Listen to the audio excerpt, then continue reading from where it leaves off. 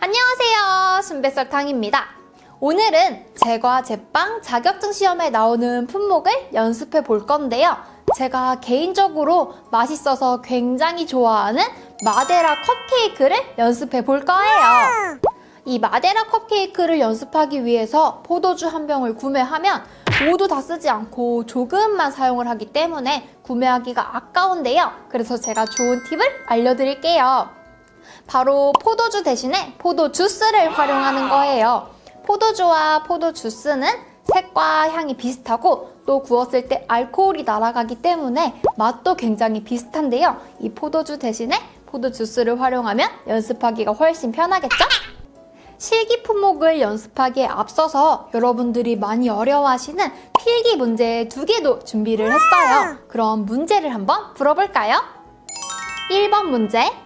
갓 구워낸 빵을 식혀 상온으로 낮추는 냉각에 관한 설명으로 틀린 것은? 1번. 빵 속의 온도를 35에서 40도로 낮추는 것이다. 2번. 곰팡이 및 기타 균의 피해를 막는다. 3번. 절단 및 포장을 용이하게 한다. 4번. 수분 함량을 25%로 낮추는 것이다. 여러분, 이 문제가 쉽나요? 어렵나요? 뜨거운 빵을 식히는 이유와 조건에 관한 문제인데요. 정답을 아시겠나요? 정답은 4번 수분 함량을 25%로 낮추는 것이다. 이 4번이 틀린 답이었는데요. 빵을 냉각할 때 알맞은 조건은 35도에서 40도의 온도, 그리고 38%의 습도인데요. 빵의 습도가 너무 없으면 수분 함량이 낮아서 빵이 너무 딱딱하거나 퍽퍽해지겠죠. 그래서 빵을 식힐 때 어느 정도 온도에 도달을 하면 비닐로 밀봉을 해서 빵을 식히게 되는데요. 이게 바로 수분 함량을 지켜주는 방법이랍니다. 다음은 2번 문제. 분당을 제조할 때 전분을 첨가하는 이유는? 1번. 용해도를 증가시키기 위해서. 2번. 감미도를 높이기 위해서. 3번. 엉김을 방지하기 위해서. 4번. 수율을 증가시키기 위해서. 과연 답은 몇 번일까요? 이 문제에서 분당은 슈가 파우더를 뜻하는데요. 베이킹을 여러 번 해보신 분들이라면 이 문제를 쉽게 푸실 수 있을 거예요.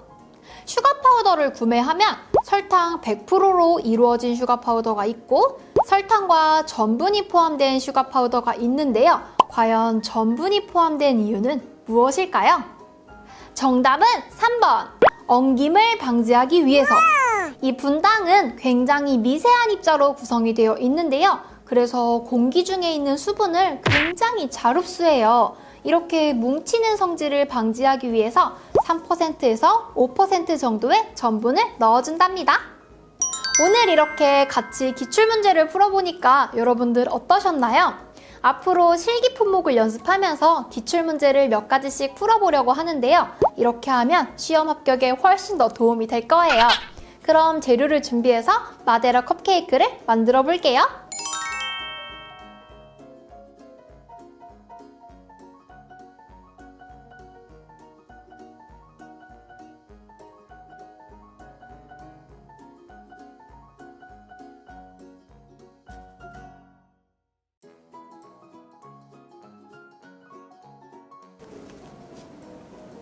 가장 먼저 가루 재료를 체에 쳐서 준비해주세요. 박력분과 베이킹 파우더를 체에 한번 내려주었답니다. 이때 윗불 180도, 아랫불 170도로 오븐 예열도 해주세요. 가루 채치는 과정이 끝나면 건포도를 포도주에 버무려 줄 건데요. 건포도가 잠길 정도로 포도주를 넣고 건포도가 재워지며 포도주 향이 배이도록 해주세요. 이제 버터를 부드럽게 풀어줄 건데요. 시험장에서는 기계를 사용하기 때문에 힘들게 손 거품기를 사용하지 않아요. 버터가 부드럽게 풀리면 소금, 설탕의 반을 넣고 섞어주세요. 약 1분 정도 섞은 뒤 나머지 설탕을 넣고 다시 휘핑해줄게요.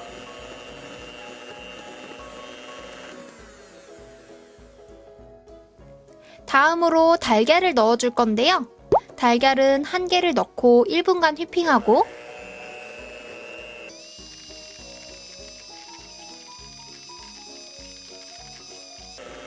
또다시 1개를 넣고 1분간 휘핑을 해주세요. 달걀의 양이 많아서 반죽이 분리될 위험이 있기 때문에 달걀을 천천히 넣어야 잘 섞인답니다. 날씨가 추우면 반죽이 더 잘 분리되기 때문에 이럴 때는 달걀의 노른자부터 넣고 휘핑하는 것도 좋아요. 달걀이 모두 섞였으면 이제 가루 재료를 넣어줄 건데요.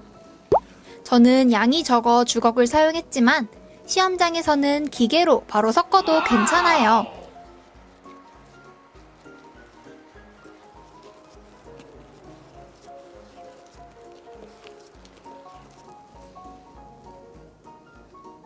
호두는 추가로 가져온 밀가루에 살짝 버무려 주었는데요.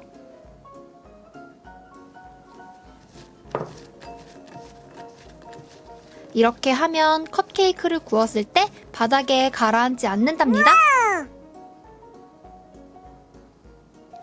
이제 반죽에 호두, 건포도, 그리고 남아있는 포도주를 넣고 잘 섞어주세요.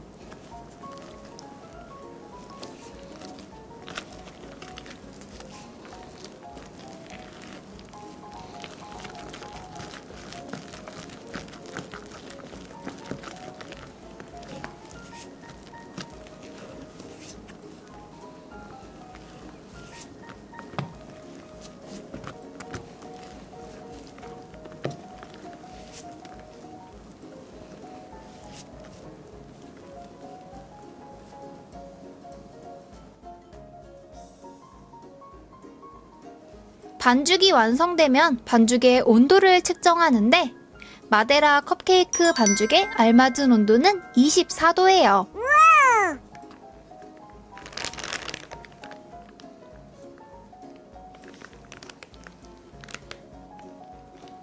반죽은 짤주머니에 담아서 준비하고 머핀팬에 유산지를 끼워줍니다.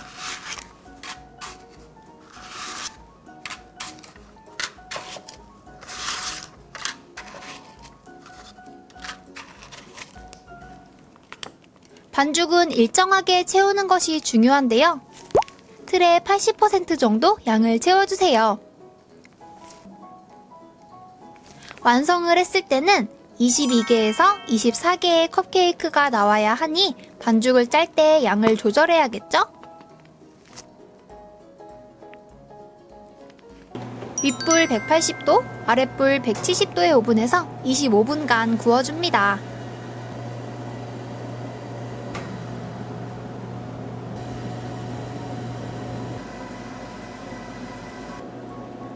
이렇게 오븐에 굽는 사이에 적포도주 퐁당을 만들어 주어야 하는데요.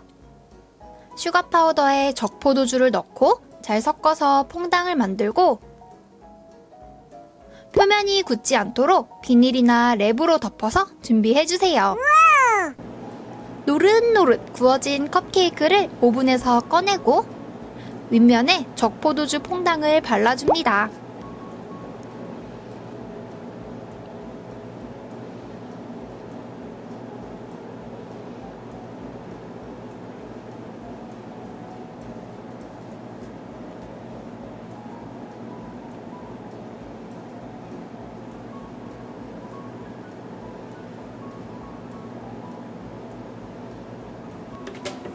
다시 오븐에 넣고 3분 정도 퐁당을 건조시켜주세요.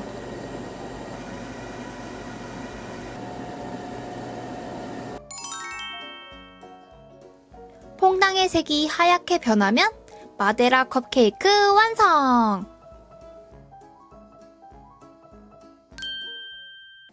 짜잔! 마데라 컵케이크를 완성했습니다! 정말 노릇노릇하고 먹음직스럽게 생겼죠?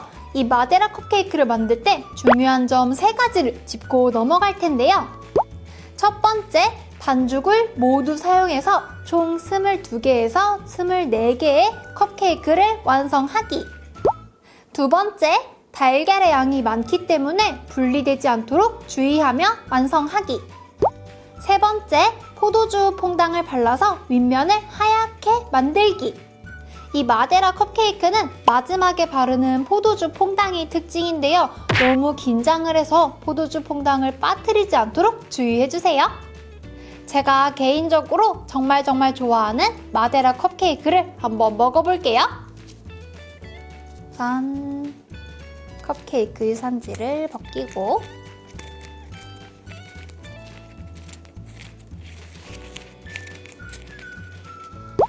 은은한 포도향이 정말 맛있을 것 같아요.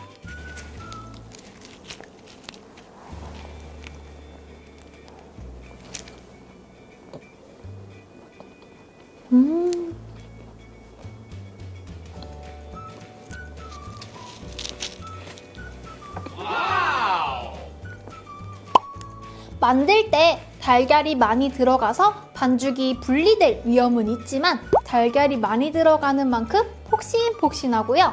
건포도와 호두가 들어가서 씹는 식감도 있고 정말 맛있어요. 이 컵케이크 안쪽에 건포도와 호두가 들어가기 때문에 잘못하면 아래쪽으로만 가라앉을 수 있는데요. 그래서 제가 호두를 밀가루에 코팅을 했잖아요. 이렇게 밀가루 코팅을 하는 과정을 거쳐주면 컵케이크 안에서 중간중간 호두가 예쁘게 박혀 있어요. 완성을 했을 때 겉모양도 중요하지만 심사위원분들은 반으로 잘라서 안쪽 부분도 심사를 하기 때문에 이 부분도 꼭 중요한 점 체크해주세요. 저는 연습을 할 때 틀 사이즈가 조금 달라서 10개의 마데라 컵케이크가 나왔는데요. 하나는 굽자마자 따끈따끈할 때 바로 먹어봤어요. 그런데 보통의 컵케이크는 퍽퍽한 식감 때문에 우유 없이 먹기가 조금 힘들잖아요. 그런데 이 마데라 컵케이크를 먹은 순남이 깜짝 놀라더라고요. 너무너무 부드럽고 폭신하다고.